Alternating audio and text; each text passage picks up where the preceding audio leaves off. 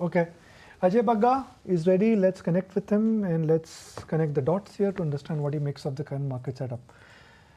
Last time it was a red tie, today it's a yellow tie. We want to see a green tie. Everybody wants to see a green tie today. Markets are down 1.5%, Ajay. Yeah, this always works. It doesn't make for great TV. It jars on TV, but this color works overall. It can show your neutrality. The TV tricks now, Ajay. Sorry, No, I'm saying Nikunj. you've learned the TV tricks now. Yeah, yeah. One has grown up with you on the medium. I think I would have crossed about 8,000 shows overall. So learned a little bit. Not an expert like all of you. 8,000 shows, man. I don't know. I mean, are you trying to tell me I'm that old? Okay, we'll talk about our my whole friendship with Ajay perhaps some other time. But right now, let's talk about markets. And Ajay, uh, what could influence the script of how markets would move now for next quarter or so? Will it be Fed? Will it be Donald Trump? Will it be earnings? Will it be budget? Yep.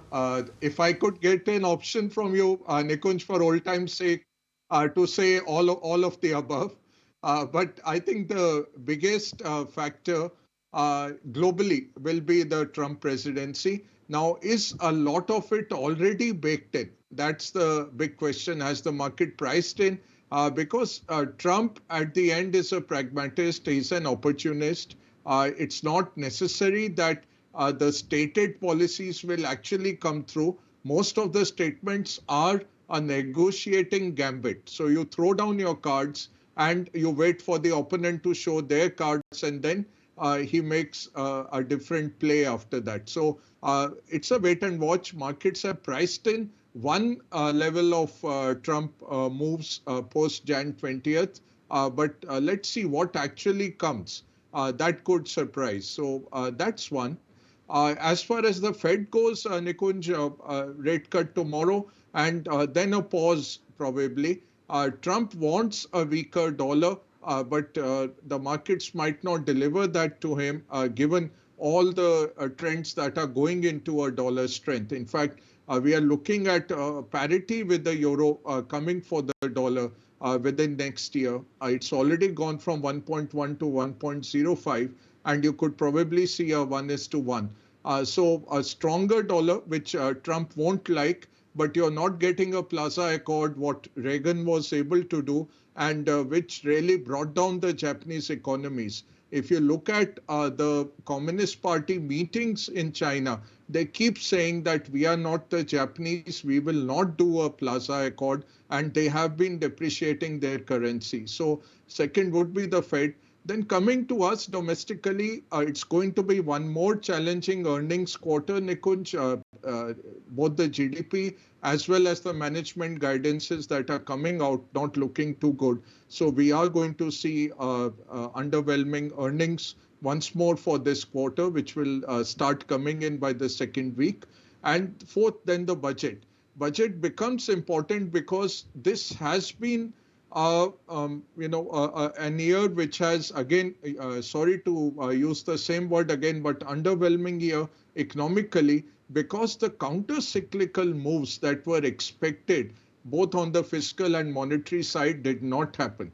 RBI tried to defend the rupee using up $50 billion of FX reserves when all the other currencies were depreciating against the dollar much more strongly. And that has come through in the November merchandise trade gap of 37 billion. So that has been a difficult exercise by the RBI. Secondly, it took out liquidity from the money markets, which becomes a restrictive monetary policy then. And on top of that, you did not cut rates. So there was no counter-cyclical move on the monetary side.